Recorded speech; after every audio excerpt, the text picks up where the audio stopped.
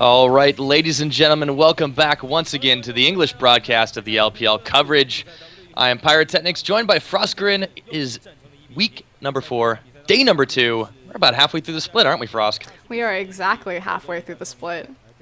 It's good to know. We are definitely finding out which teams are strong and which teams not so strong. And speaking of not so strong, the beginning matchup for today, this is going to be a battle at the bottom. World Elite Academy taking on Young Glory. Neither of these teams have managed to win in this summer split. Well, it's about to change. It's like the LPL is saying, statistically, you guys have to get a victory here, so the universe has come together and you will play, and they both are going in, like you said, without wins, and one of that will change. I mean, unless they split 1-1, that would be pretty good. Yeah, well, that would be almost a perfectly harmonious ending to it all, right? Just saying, no, it's okay, guys, we'll split it up. They still have to get a certain number of points, though. They'll end out the day with some wins, and then, of course, after that, we will be seeing Edward Gaming taking on Starhorn World Club much further up the brackets. Actually, both these teams tied for third, and interestingly enough, if it's a 2-0, then whichever team does it, will unseat World Elite as the number 2. Realistically, what comes down today is these matches are actually really important as it pertains to the standings, like you just covered the fact that the EDG Starhorn World Club will determine who goes into second place or who really comes down to third place. And even at the bottom tier, it really does match up who's going to be definitively the worst team in LPL, which I'm glad to have that question finally answered. Unfortunately for Young Glory, since it is Young Glory World Elite Academy that's going to be our first set of the day, I feel like things just really haven't panned out for either team. Big contenders.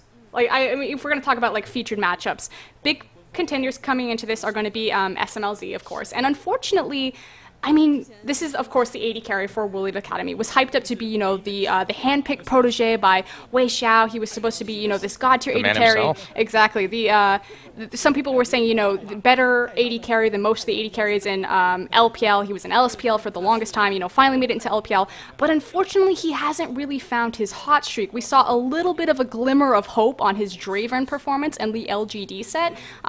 But just hasn't been able, I mean, effectively, he just wasn't able to hard carry his team enough. There have been some rumors of roster changes, although nothing has been, I'm going to say nothing has been officially announced because I don't want Hero jumping down on me, but it's still kind of up in the air what's going to I know, I'm going to take a step back from that. There has been some rumors of roster changes, some Koreans perhaps coming down onto World Elite Academy.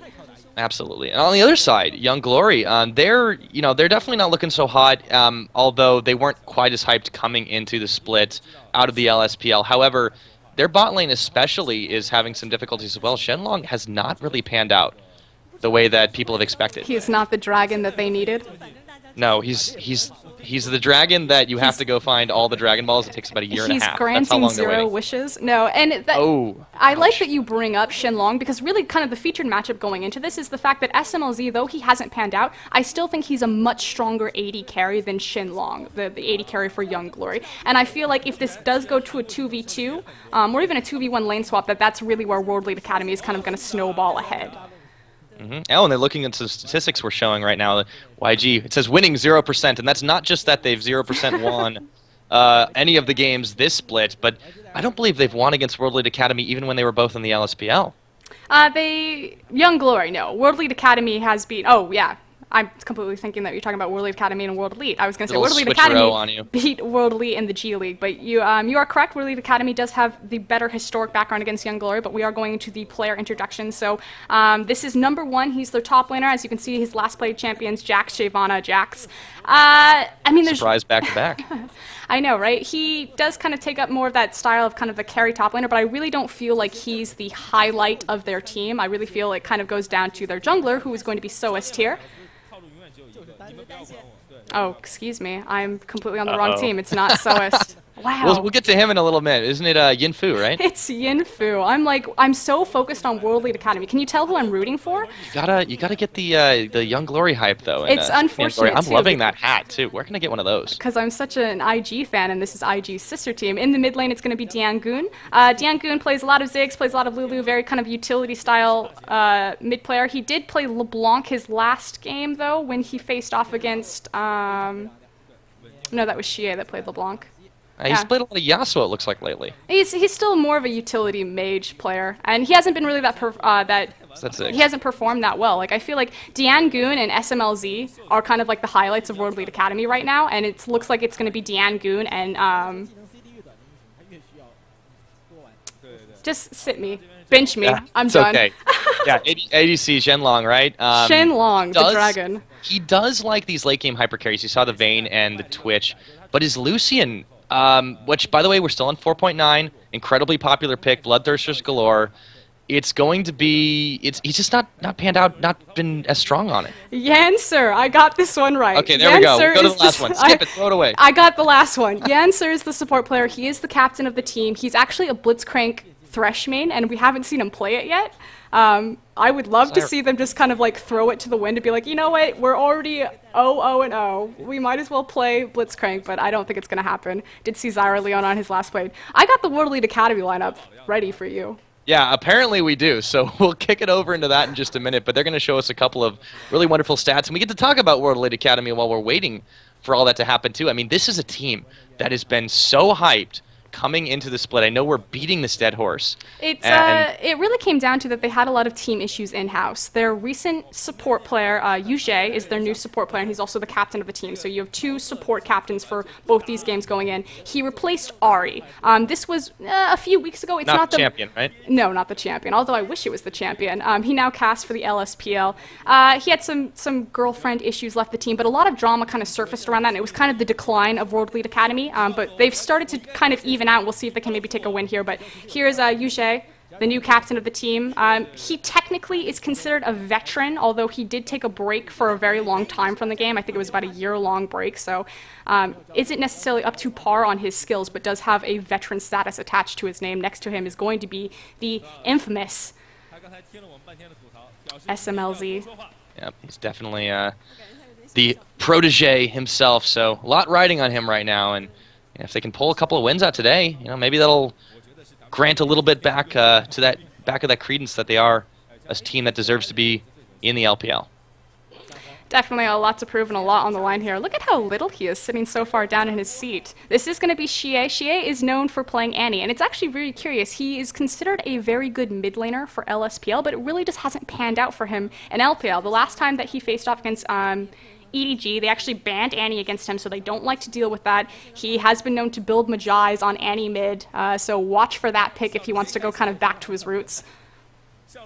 Oh, and it looks like I believe that's Soist. That is Soist. He changed his name again. I'm gonna check with Kelsey just to make sure, but we'll just make sure on that one. It does look like Soist. There we go. Okay, so. And then we're going to go to our top laner as well. We did hear of some potential subs for World League Academy, but I heard that those weren't going to happen quite yet. Yeah, so subs are coming in for World League Academy. She says that isn't Soist, that's Mickey God. Yeah, okay. It was a little bit odd that the KDA was not displaying. Love how we get so caught up with those ones. And of course, last pick in the top lane as well. Kong. Yeah, that's a pretty cool name. I don't think they that's can scream his name either. when they lose to him. No, I don't think that's XR either. For one, there's no Renekton, and there's no Shyvana. She's telling me it should be Han Lebong from Prime Optimus. So those are the Korean players. So those are their new players that I guess they're trialing them at this point?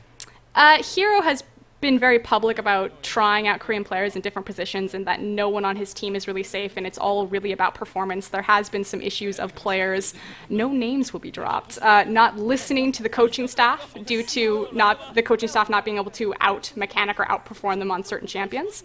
So this is kind of an issue in the organization.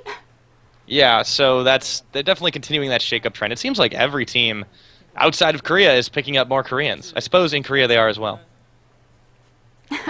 I would hope so, but getting into this game, priority picks, because that's really what this comes down to now. Like I said, I expect to see an Annie ban.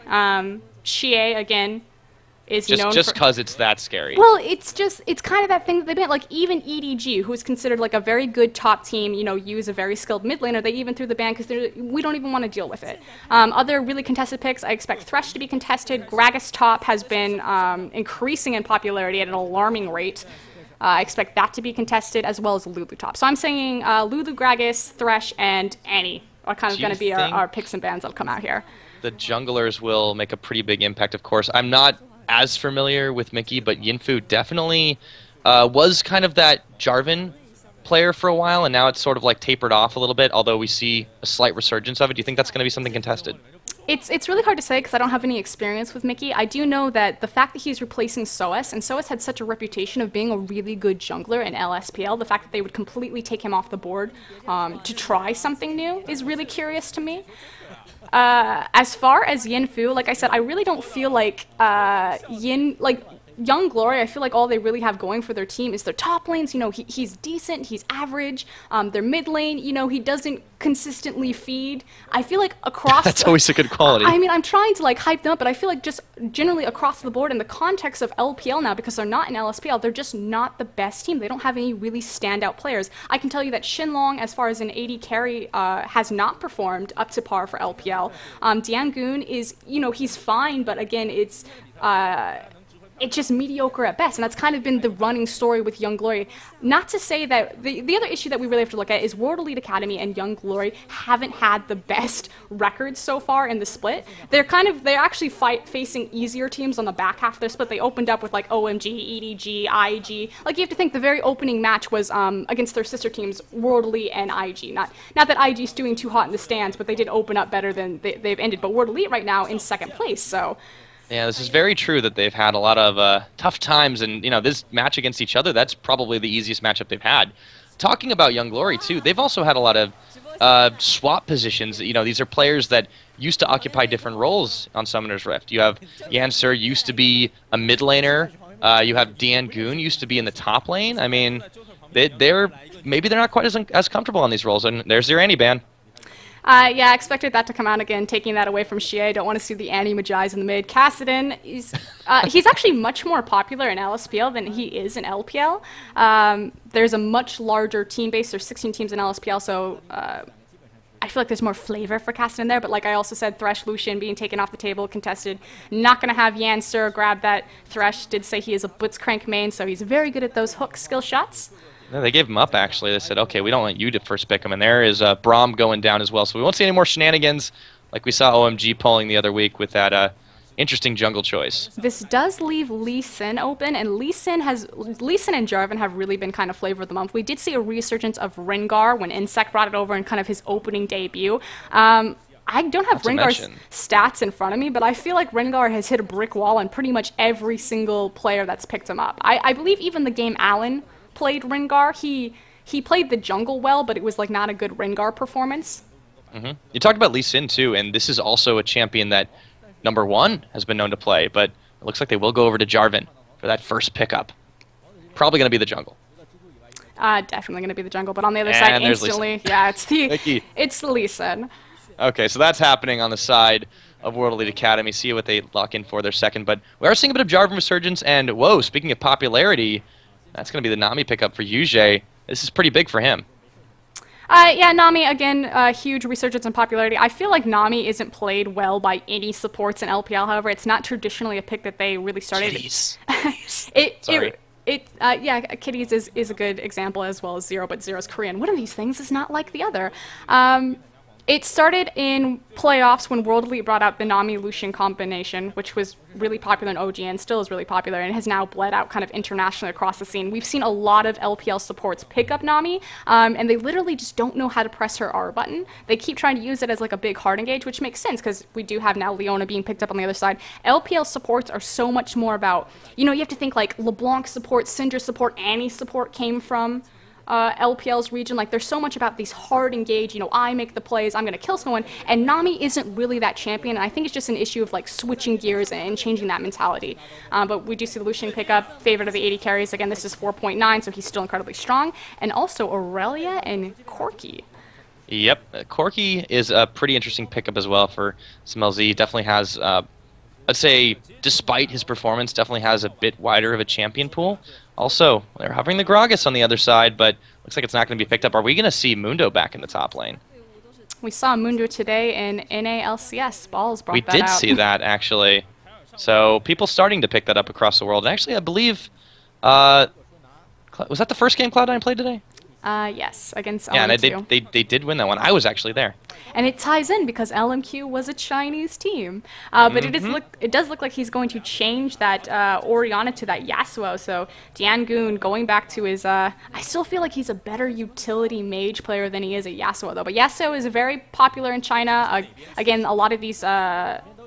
players are very mechanically skilled, so it makes sense that they would pick up a champion like Yasuo. It's funny because Xiao Wei is now like the 3rd-time MVP winner in NA, and he's like not considered a good mid laner by Chinese standards. He is pretty scary on that farm, though, although this is a region that definitely prides itself on picking up an insane amount of CS, and Yasuo, one of those champions, very adept at doing it. So I do agree that Diangun is maybe a better utility mage player, but he is very competent on assassins, and I believe he stated that he really likes playing them. So this is a bit of a preferential pick as well. And on that other side, I do like the fact that Xie, he traded up his Annie onto LeBlanc, so a very similar style of champion, you know, that all in, blow someone up initially. Not necessarily the hard engage that Annie's really going to bring. He did play LeBlanc when he faced Yu in the mid lane the last time they faced EDG, so he does have experience recently on this champion on the LPL stage, so we'll see how it really matches up against a Yasuo here. A lot of assassination potential in World League Academy, especially the later the game goes, the only, what would you call, deflating threat is really that Lee Sin on Mickey, and we haven't really seen him as much. Well, I suppose if you watched the OGN last split, then you might have seen him a little bit more, but it's definitely a little more uncharted territory for these players. So out of these two comps, who do you give the edge to, Frosk? It's Lucian as the AD carry on the other side, yes. Mm-hmm. And it's 4.9. It's really sketchy for me. I want to say World League Academy definitely has this in the bag, but I feel like the introduction of they're literally bringing in 2 new players to the team, and I have no idea what their communication is. I don't know if these Korean players coming from Prime Optimus speak Mandarin, if they can even communicate to their team. I don't know how much practice time they've had. I know that there were visa issues that were coming out. And this is literally in the middle of the season. This is kind of like the Hail Mary of, you know, we're already in last place. We probably won't qualify for the top 4, so it's not like we're jeopardizing our playoff standings by bringing in these 2 new players, but it really mixes it up. I don't know if the Korean players are just going to come in here and just steamroll down, if they have the communication, if they're able to speak Mandarin. But comp-wise, I really like the Aurelia pickup, actually. Mm-hmm. We have seen a lot of really high-skilled mechanical players, some, especially from Korea, sometimes falter in other regions, but we'll find out if that is the case or not tonight as we are getting into game number 1. Here we are in Summoner's Rift. It is Young Glory versus World League Academy, and here we go for game number 1. And of course, it's going to be World League Academy on your red side and Young Glory on the blue side. I'll try to keep their names straight because I know they're in their fancy characters. It's all right. I'll go ahead and do the team fighting. You can let me know what's going on in the meanwhile, but we'll take a look at these item picks to begin with. You can definitely tell that World League Academy is going for a much more sustainy opening. Take a look at that top lane. Definitely picking up the Flask against Mundo, which makes sense. The nice thing, or the advantage that Mundo does have over Aurelia, at least initially, is that source-based champion, meaning that he doesn't have a mana pool to compete with, whereas Aurelia, her early game can be really dependent on how well you're able to juggle her resources. You can run out of mana very quickly, just farming.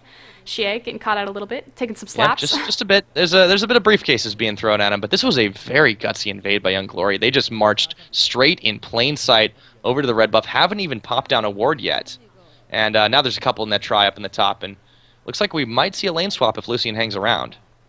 It'll definitely be a lane swap. That's kind of like the go-to now. Even though I don't really care for Leona in a 2v1, I think it pretty much depletes all of her power, so I'm really curious if Yancer is going to keep that pick in the lane or if he's going to do more of like a Conan style that we saw yesterday and take on the traditional roam. I feel like internationally, scenes are more about like kind of the 2v1 and the support will mirror the top laner and kind of help them survive, whereas like in China, it's really moved towards a traditional, almost Season 2-esque roam meta, whereas the support isn't in any lane. They literally just run around and they gank mid over and over and over again. Not only that, the champion choices, too. You look at Mundo, Corki. These are starting to be some throwback picks bringing back. Maybe we're seeing everything come full circle. And here's your red buff steal. Not really going to matter because it's getting contested down on the bot side as well. And they're still hanging out together, though, for a bit. There we go. Now they're separating up to top lane. Featured matchup. I always like to go and kind of discuss like where I think the most action will be on the map. But I actually want to throw it over to you, Pirate. Where do you think the action will be on this map in this game? Now that we've kind of seen how the lanes are going to set up. Very good question. Well, you know, this is still a pretty scary LeBlanc pickup. I want to give it to the mid lane right now because Goon versus GA should be pretty solid. Both these laners have had a lot of trouble recently, but they're both playing assassins that scale pretty well and hard into the late game, some of which are kill dependent though. One's AP, one's AD. It's going to depend on the jungle presence, but at the end of the day, who's going to get the first kill on the other? And I completely agree. I think definitely those lanes have snowball potential either way, so it should be explosive no matter what. I'm really curious to see how Mickey is going to interact with Xie and kind of get that Lee Sin involved, obviously picking a very gank-heavy jungler here. Meanwhile, you have the jungle buddy system taking place over on the side of Young Glory as, of course, Yin Fu is marching around with number one through that side, and the bot lane is being completely uncontested right now as SMLZ taking it while Yujie is hanging out with Khan. And I'm already going to this is something they do. Yeah, and I'm already going to give the early game to World Elite Academy right here just on the fact that SMLZ as a threat gets to be uncontested in that lane, but looks like we may even see a 4v0 dive, which would make sense. Yancer, keeping his Leona in lane, would need to utilize some strength. Her tower dive is very strong. Towers have not been upgraded yet. This is happening, and they're looking for Yujie. Here's the pull-in, Flag and Dragon. That's a really quick first blood as Yancer flashes away to avoid the turret aggro. Mickey trying to turn it on. Khan taking some poke as well. They do get a little bit of hurt onto Mundo, but I'm sure he'll shrug it off. And again, we talked about, was Yancer going to come into the roam Leona, or was he going to stay in the lane? Leona's lane phase isn't very good unless you're tower diving, which dive. Here we go again, forcing the flash out of Khan. He was not playing with that Zenith blade. Oh, nor was he playing with those briefcases. Serious business this time. So, speaking of serious business, GA gets that first kill, and I think we are talking about the action, so here it goes. That was the first pickup for World Elite Academy, and GA did it completely uncontested, no help from the jungle whatsoever. Ignite proved very useful. He actually managed to get it off before it was even used by Goon. So first kill picked up by him, and he's going to maybe be the dominant mid laner of this game. We'll see if it keeps going that way. And it was just a solid read from Xie there to understand that since the 4v0 was really happening top and that dive went down, he knew where the jungle was, so he knew he was in no danger to be that far forward. Solo kill on Yasuo for the LeBlanc. I feel like LeBlanc is a better matchup against Yasuo than most AP mids, just because Yasuo doesn't do well against high mobility champions. He likes kind of those low mobility skill shot champions where he kind of dash around, so LeBlanc should cause him some trouble now that she also has a snowball kill there. And lanes are going to reset after a bit of a wonky start. Both teams seemed a bit on uneven ground. There was a nice dive at the beginning and that turnaround kill in the mid lane. But with things settling down, Mundo can definitely sustain very, very well, especially with the Leona. But do they really have the counter-engage potential against SMLZ and Yujie? Well, maybe they won't need it. There's a Jungle Jarvan hanging out by those golems. Yin-Fu definitely in the area. I feel I don't really like the Mundo pick. I know it worked out for Cloud9 today, but I've never been a favor of this. It requires to go incredibly late game, and when you really look at their resources, they don't have an anti-siege champion like Ziggs, like Orianna. Yasuo isn't the, like, he can clear waves, but he can't do it incredibly safely. So same can be said of Khan right now. Well, if trying to poke out. If they start to fall behind, I feel like Khan's Aurelia has a much earlier power spike than Mundo will. I feel like I'm watching one of those games that kids play with each other where, like, you have to hold your hands out and try to slap the other one before it goes away. It's exactly what Khan's doing. Speaking of in the mid lane, trade and poke once again. GA, he's not too far ahead. Actually, we'll talk about it in a minute because SMLZ getting locked up. And whoa, Yancer nearly gets another hit on him, but he will Valkyrie over the wall. And that's a triple bubble to lock up the rest of the Young Glory bot side for the time being. They'll go away. Unhappy for now. Winwall nearly blocks out a bit of LeBlanc, forces the mimic passage, actually going back around the side, and this is going to be another duel. It looks like Goon will pick that one up, and GA and him traded kills so far.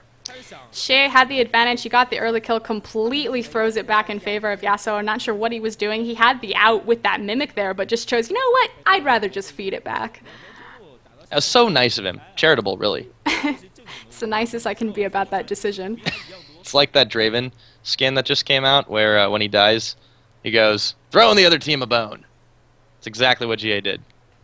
But we do see Mickey now kind of in the bot lane. And again, this is where my question is, how is he communicating with his team here to set up that gank? They have to be careful about it too because there's a huge minion wave. Yeah, this is going to be a little bit awkward, and he's actually just going to back away from it. Meanwhile, up in the top lane, Khan just managing to push that one out as well. And he has kept up decently well in farm. is actually over Mundo by quite a lot just because, well, he hasn't been able to farm as well. Number one is not number one in farming this game. The other issue is I feel like a lot of people, they think that Mundo does really well in the 2v1, and that's kind of why I'm assuming that they see the resurgence of him here, just because, again, he's not resource dependent on his mana, so he can stay in a lane longer. He's a health regen champion, so he doesn't have to back as consistently, but I feel like Gragas still would have been the better pick here. Wait. You're saying Gragas would have been a good pick for a top lane swap this time? Yes. I never thought I'd see the day. All right, well, stranger things have happened. We've seen Jungle Braum already, so whatever. GA, whoa, he's poking out Diangoon once again. Can't quite get the finishing touch on him, though. He doesn't have the damage just yet. Both mid laners buying a pair of Doran's items apiece and working on their first full item. But meanwhile, looks like Answer has decided to join Shenlong once again in the top lane. Khan is now facing a true 2v1 scenario. Will he prevail, though? He does still have the Crystalline Flask for sustain. It will slow down his farm a little bit and allow Mundo to kind of answer the CS lead that he's built. Again, I still can't really agree with the fact that Leona is sitting there, and obviously Yancer has made it a point that he's going to be in the lane because he does have that Targon's Embrace, going to be utilizing those procs, but... Uh-oh, Diangoon! Oh, he misses on the Steel Tempest, the wind wall as well as the Ignite takes him down, and GA walks away. Big smile on that face. GA didn't even proc the Distortion on him to get the kill, literally just auto-attacked and queued him with a chain to death. Yeah, big misplay by Diangoon, just hanging out way too long in lane, and wow, look at this. A little bit counter-jungling concerted effort right now. They might actually just dive on Khan, but meanwhile, World League Academy taking advantage of the situation. Hey, nobody's around, we can take a dragon, right? Obviously, with the mid laner being dead, they realize that it is a numbers advantage either way, and then they also have the 2v1 lane swap number advantage in the bottom, so this is pretty much free. It's not as harmful as it would be if it were on the 4.11 patch, but still pretty bad, and Khan now in a bit of trouble. Trying to kite away, but there are way too many members of Young Glory right now, and they are just going to collapse on him. No chance. Oh, he flashes away. Wow, he's still alive for a second, forcing them to go a little bit far out of their way to do it. Actually burned Answer's Ignite. And Lucian's flash there. That's more than he bargained for. I think completely worth. GA now once again dueling out with Diangoon, and Mickey coming around the side, but that will force him to back away for just a moment as he continues to try and farm. Here comes number one around the side, and I don't think GA quite wants to fight that, but Yasuo still looking pretty juicy. Number one's just looking for a drive-by. I do want to talk about the fact that Mickey, at 10 minutes in this game, well, you know, 9:40, is coming in at 0-0-0 on Lee Sin. Again, gank-heavy champion, brand new player to the team, really hasn't been involved on anything. No, he's really even tried to set up just a couple of picks, and he decided to back off on all of them. It's very, very strange that he has been, you know, for the most part of this game, completely Mia from the rest of his team. And the other big issue is aside from the Dragon, he still doesn't even have a real CS lead, 28-34, but on the other side, Yinfu participating in 2 kills of his team's 3. So we see right now SMLZ going to be able to back in his brush there as they've realized now this is happening. Young Glory going to send number one to walk around the side. Notice, hey, there's no dragon in that pit. Uh-oh. So, whoop, once again in the mid lane, Diangoon getting out-poked by GA, who gets in, gets out, bobs and weaves, and takes no damage at all.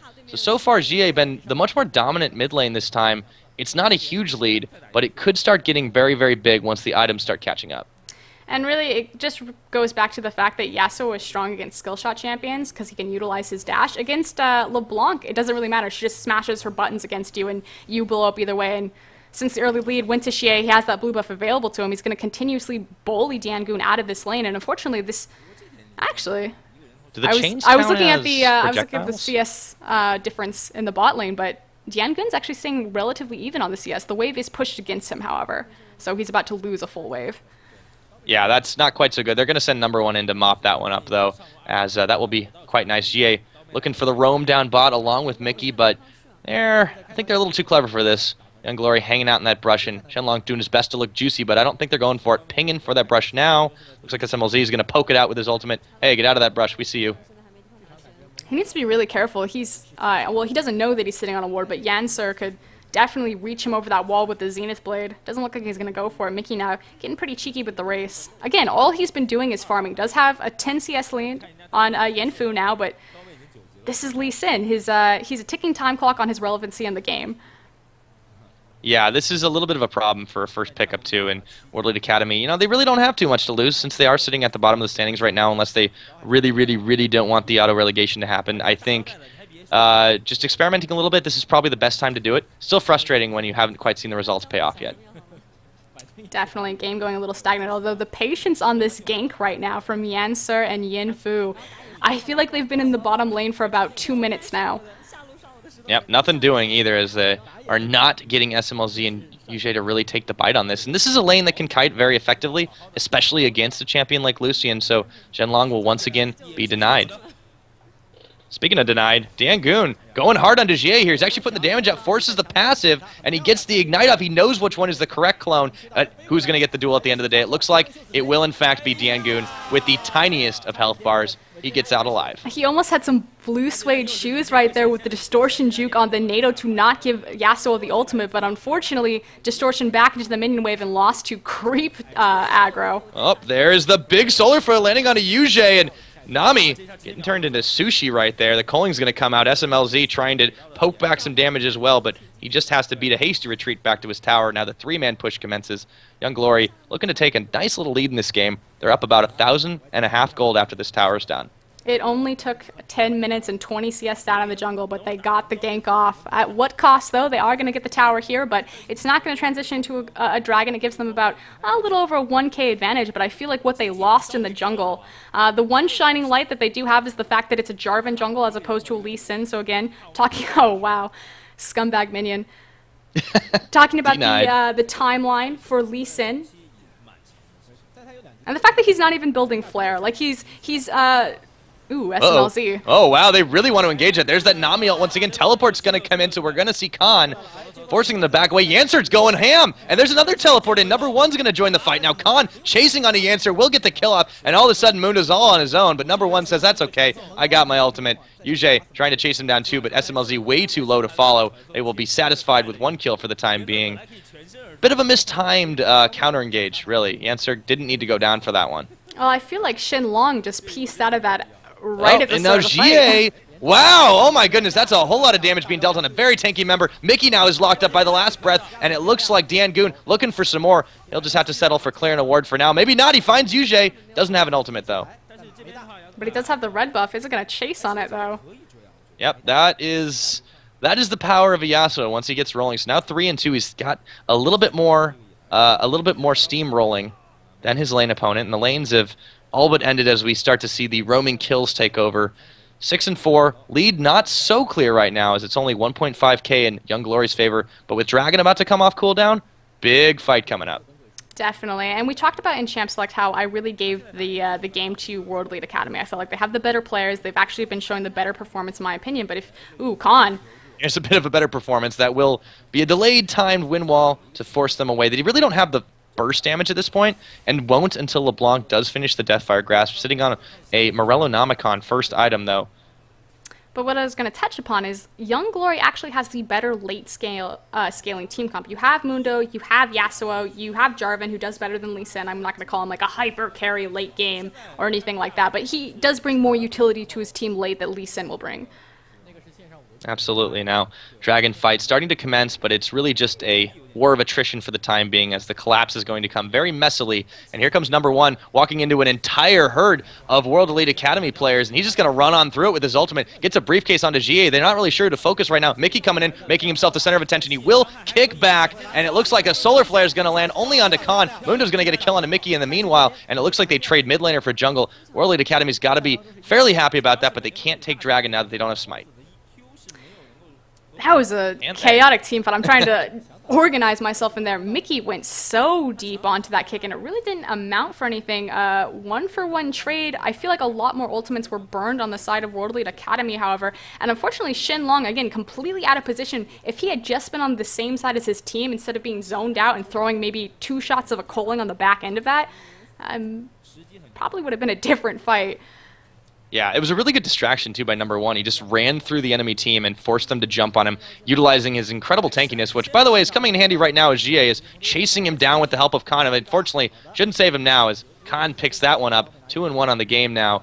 And this is a little bit scary. You cannot be getting caught out in clutch situations like this. Speaking of SMLZ, he's having to flash away, gets stunned up anyways, and there's Zhenlong trying to burst him down. Won't quite get it with the Q. Backs away for now as they realize that Mickey is in the area. I feel like consistently back-to-back we've seen 3 random champions kind of wandering in the river, and they walk into an ambush on both sides of the board, not just on World Elite Academy and not just on Young Glory. Bit of sloppiness, and whoop! GA nearly gets caught up by Steel Tempest there, but manages to juke it away. So this is another reason I like this mid lane matchup. This is very much a touch-and-go mid lane. Every time they fight, it's going to be explosive, and it's going to be either instant death or getting away with a sliver of health. Well, it can definitely go either way. We do have some item power spikes coming in, but ooh, World Elite Academy. Caught on the chase with Mickey. Yep, now they're gonna back off that one, but they do manage to find number 1 with the Sonic Wave, but I don't think he wants to go in onto that. You talked about the power spike of the Deathfire Grass that will come out of LeBlanc. Surely Shea will be picking that up. Does have the Morello's Nomcon right now. But Yasuo, Diangun already has his Static Shiv, which is a big point of a core item for Yasuo here. So I feel like he's actually technically stronger right now. Yeah, I would say that that's definitely a good point. Meanwhile, it's like more cost-effective power as well. Yeah, that's definitely true. But let's talk a little bit about the supports and what they've done this game, too. While Yujie has been, once again, utilizing the ult in an offensive fashion for the most part, you know, on the other side, Yancer, apart from that one, you know, ham maneuver in the bot that cost him his life, he's been very, very good at using his Solar Flare defensively to sort of start a counter-engage off, really. I think it's been helping Young Glory a lot more than Yujie's really has been. I think it really speaks to the fact that Young Glory looks really disorganized. Not just Young Glory, but World Elite Academy. Both teams look very disorganized, and I feel like they're not necessarily planning out like hard engagements. You know, we definitely want this fight, but they're very reactionary to each other. But Young Glory is going to go ahead and pull the dragon here. There we go, and it's getting bursted down very quickly. They've got to do something about this. If World Elite Academy wants to take it, the Smite Steel can't get in time. Looks like they will pick this one up as well as a fight. Yujie getting taken pretty low right now. Muna's going to pop his ultimate. Yancer is really, really low, but he disengages out of that fight, and it looks like it's going to be another kill over to Infu. As it, let's see, it's still 2 for... Nope, never mind. That evened out really quickly, actually. As I was like looking off for 1 second, it turned right on around. So World Elite Academy losing 2 in that one, but claiming the lives of number 1, Infu, and Diangun, picking that one up quite nicely. And they do give up the dragon for it, so still in favor of Young Glory, but the gold lead is still very, very minor, and if they move quickly, might be able to secure an objective. Well, they're just going to have to push back their top lane, actually. I feel like that last team fight was SMLZ finally flexing his chops as kind of the superior AD carry. There we go, instant replay. Yujie's going to get jumped in on right now. Does pop his ultimate to try and delay the inevitable, but Yancer and number 1 bursting him down very quickly considering their tankiness. And Jarvan looking to dive into the backline here. Yinfu gets the jump on, gets the kill, secures it up, tries to turn around. Mickey is already causing havoc in that backline, and now Yasuo, Diangun, goes in a little bit too far, burns his flash, gets ulted by Corki, and falls. And that was a really nice salvage operation from World Elite Academy. Definitely. The patience of SMLZ. He looked so unsure over to the side, but eventually finally found the Valkyrie over to the back, found the correct positioning, and just powered through that team fight. So good job coming through in the end. Looked a little shaky to start out, but... Yeah, Mickey definitely starting to show the usefulness of that Lee Sin pickup. And, you know, like everyone who plays jungle in China, even if you're not from China, you got to be good at Lee Sin. They really do like him. I feel like every time I see Lee Sin in a Chinese game, it's always like people in NA, they'll show like little clips of like a good insight. They'll be like, oh wow, that Lee Sin play was amazing. He just ulted him into another skill shot. I feel like that happens every single game in China. Well, every single game is a Lee Sin in China. Yeah, they're just, the mechanical aptitude of these players is outstanding. There's a big chase going on. Khan realizing that he has to fight this, but there's no way for him to kill number 1 at this point. He's trying for an easier target, focusing Yancer. Maybe not the best choice. Will burn his flash to try to get away from the solar flare. They're going to land on it. Yujie doing his best to keep him alive. Jarvan ult's finally going to come out. Man, they spend a lot for that, but boy, do they secure it. Kill goes over to Yancer, and they're still walking it out. The Nami tidal wave almost came in at the perfect time. I feel like Khan actually botched his escape. If he had run towards his support Yujie there, I feel like he could have walked out of it. Unfortunately, going over to the mini goals got him locked up by the Cataclysm and the Solar Flare. A lot was expended, so if World Elite Academy decide to look for a fight here, they just don't have their Disengage or their Aurelia, but they definitely have a bit more ults on their side. Yep, tower falls, and possibly there's the communication issues we're speculating about. We don't really know the situation in the team house that they're able to contribute to this. Whoa, Mickey's going to get a kick off onto Yinfu, but it will amount to nothing. No one was really able to follow up on that. Once again, I mean, do you think, just based on what we've seen so far, that there are some communication issues on the side of World Elite Academy? Oh, definitely. I think it really just speaks to the fact that Mickey hasn't really been involved in his team. 1, 3, and 4 right now, so 5 kills now, a little over half, but for the first 17 minutes of the game, he was completely AWOL in the jungle on Lee Sin. And again, we keep going back to it. Lee Sin has a timer on his relevancy in the match, and unfortunately, this gap is closing rather quickly. Yeah, meanwhile, on the side of Young Glory, they really have a pretty strong late-game composition. And they haven't really been relying extremely heavily either on Shenlong, which I think is a really good decision in this case. Leave it up to the tanks and your carry in the mid lane to really dish out the damage. Now, they have a 4-0 Lucian. That is pretty impressive. But they're mostly using him, like you want to use Lucian, for a bit of the wave clear and then just helping out with the burst. He's not getting focused by World Elite Academy, which is probably a mistake as well. But it's this real powerhouse late game is going to be Yasuo. He's already on track, and he's chasing Mickey right now. Don't know if he's going to catch him. Yeah, he's going to back out. It really does speak, though, to kind of the emerging playstyles that we've seen these teams cover. You think kind of to World Elite, their playstyle is very much kind of protect Wei Xiao. We've seen him a lot on Kog'Maw on Twitch, and they'll pick up kind of these support utility styles around him and just kind of let him scale into late game and carry the game. Meanwhile, on Young Glory, like you pointed out, they're spreading their damage threats around. They're not putting it all on Shenlong, which very smart. I don't think Shenlong's really performing at the highest peak right now, but you know, they have it on that Moon on the top lane. They have it on Diangun, that big Yasuo player in the mid lane. So doing a bit better than SMLZ though, and you know, this is the comp they're building it around him. So this is something that World Elite Academy has to get a lid on.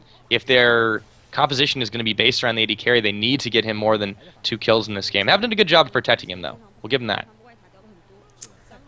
And I feel like it's kind of a curious pick to see the Corki from SMLZ, since he does have this reputation of kind of being this big carry, 80 carry player. I mean, Kog'Maw was available. We've seen a huge popularity spike for him, and internationally, especially in LPL, he finally got his victories.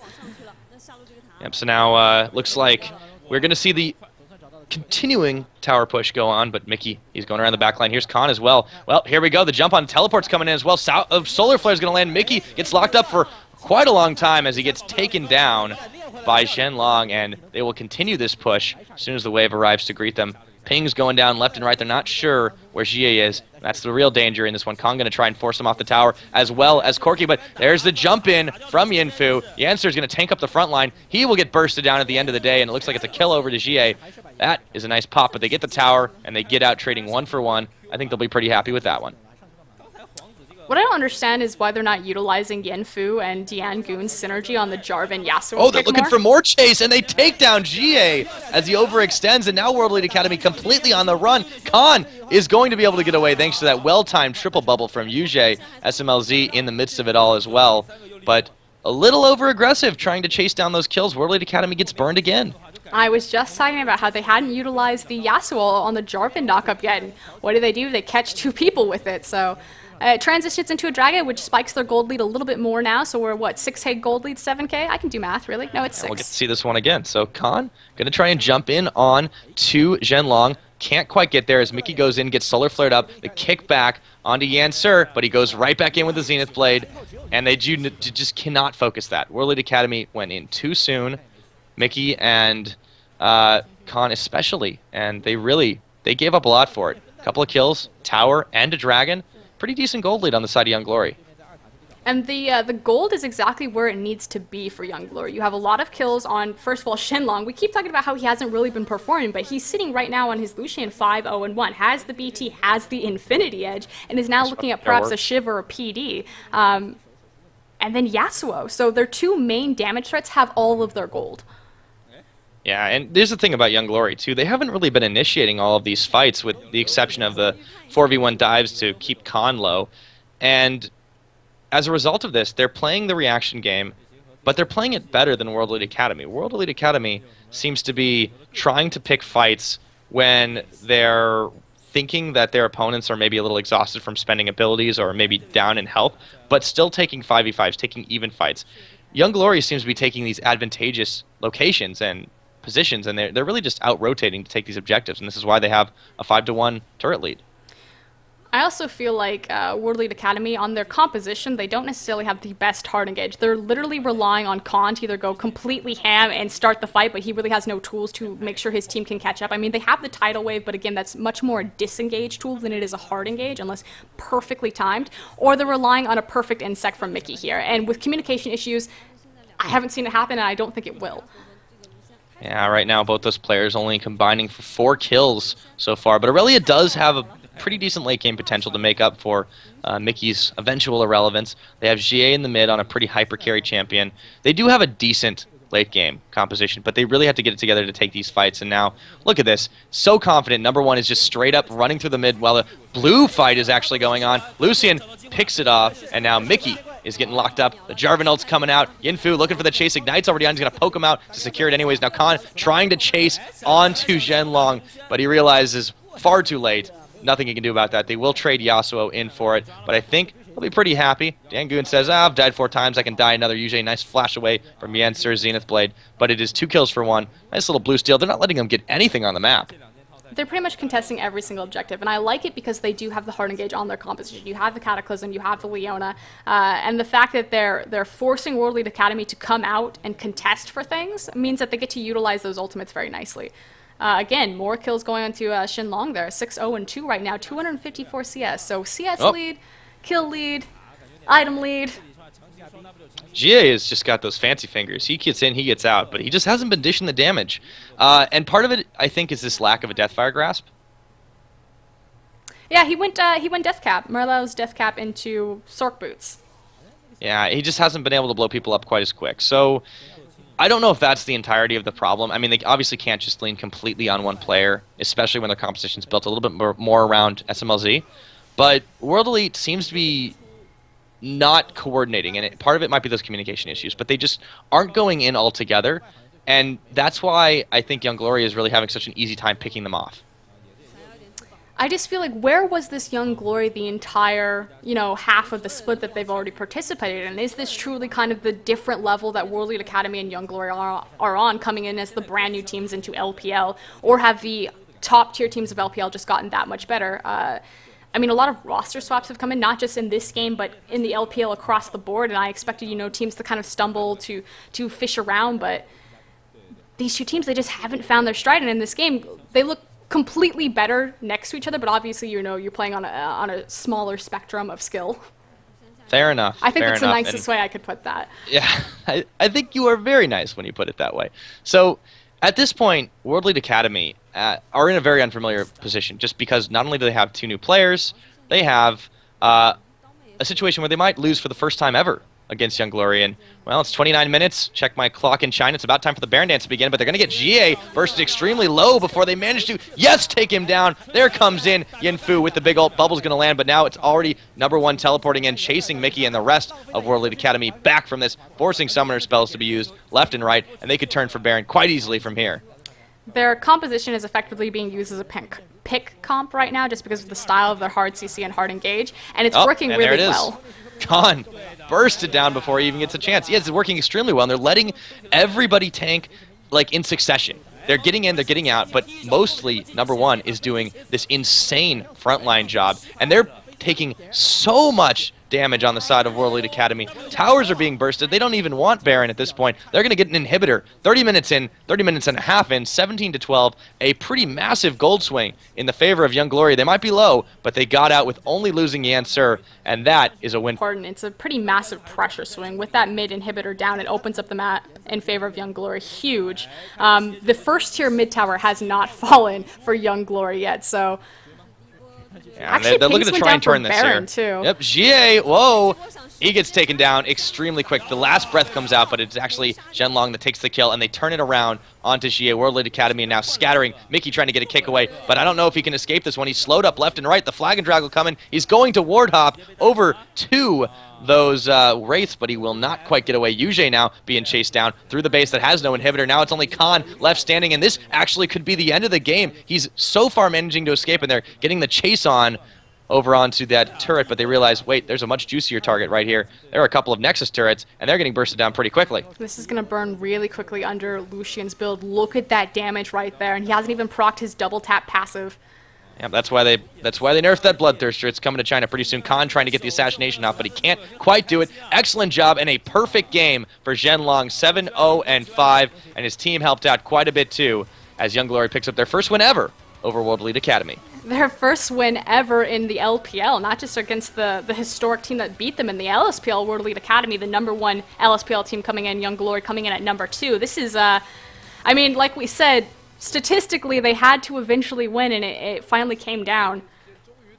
Yeah, hashtag not in last place, but there's still time for World Elite Academy to rectify that, as once again, these teams will still be tied if World Elite Academy takes that next game, but they didn't look too hot there.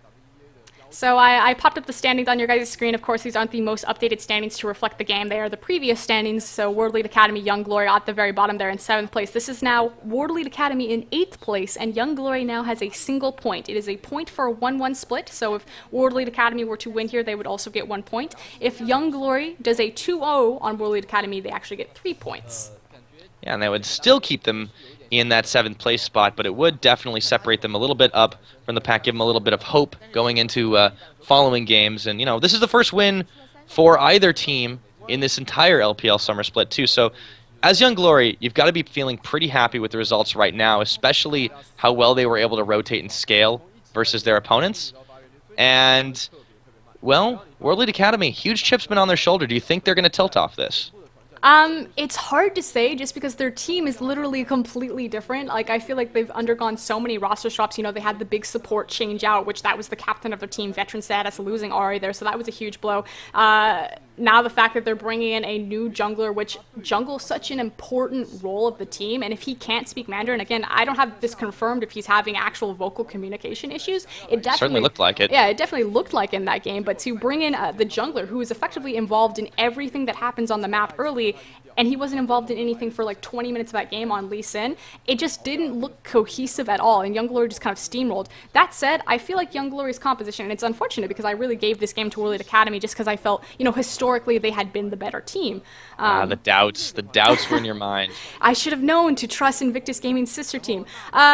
Composition, though. Nice fight. I literally felt that Young Glory had the better composition, though, kind of in the game that was played. Talk about how many picks happened, how many times champions were randomly wandering in a river and they just got kind of like caught out, killed. Like, well, that mobility, though, I mean, everybody. Yeah, but if you have hard outcloser. engage, like a Cataclysm, like a Zenith Blade, like a Solar Flare, you get to immediately lock them down, say, delete them from the map. So I feel like pick compositions, heavy dive compositions really favor the lack of vision or the inexperienced vision in China. Yeah, not to mention they even had the jump on just starting it too, initiating the lane swap and forcing Khan to go into a very unfavorable matchup. Mundo can scale well into the late game without a whole lot of items or kills. I'm not so sure about Aurelia, and you know, to try Khan out new, I think they sensed that weakness, smelled it out, and just said, hey, you know, this is a guy that is coming over to this team for the first time. Yeah, he's great in Korea. Okay, we can still shut him down in a 2v1 situation. And then they 4v1 dove him just to pour some salt in the wound there. Speaking of salt, maybe they're feeling it on World Elite Academy. What do you think they can do for next game? Next game, I think they definitely need to change up their composition. I think they need to have more versatile options for the play style of how they want to do it, and I think they need to put more power on SMLZ. I don't feel like Corki was a good champion pick there. I'm really curious about it. Like we said, this is 4.9. Twitch, Lucian, even Kog'Maw are still like, well, Kog'Maw's going to get stronger, but Twitch and Lucian right now are still incredibly powerful. Obviously, Shenlong got that Lucian pick, but Twitch was open and available, and SMLZ has this reputation of being kind of like that hyper carry, so why aren't they kind of, you know, you don't want to say put all the eggs in the basket, but I feel like they could play that, you know, protect the 80 carry comp and it would go better for them. Unfortunately, they put most of their power on Xie. They just didn't pan out with that LeBlanc. Yeah, I think they tried a lot of experimental things at once, and it just didn't quite work out. So perhaps they'll learn the lesson this time and maybe go back to something a little more traditional for them, but we'll have to see as we're going to a brief commercial break, take a cool down period. But guys, we will be back with the LPL in English in just a moment. Don't touch that browser. 范冰冰健康美丽课堂，每天动一动，每天大声笑，每天睡个饱。还有天窝蜂蜜柚子茶，蜂蜜带来健康，柚子带来美丽，健康美丽喝洒哟。天窝蜂蜜柚子茶。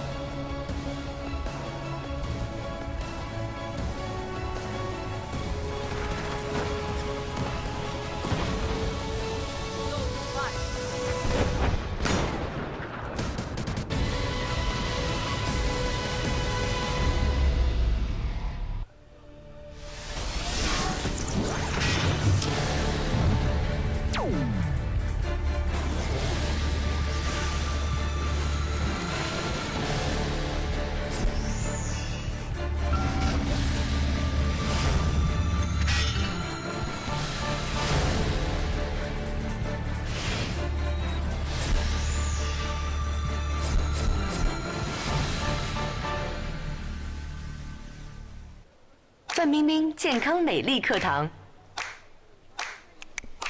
每天动一动，每天大声笑，每天睡个饱。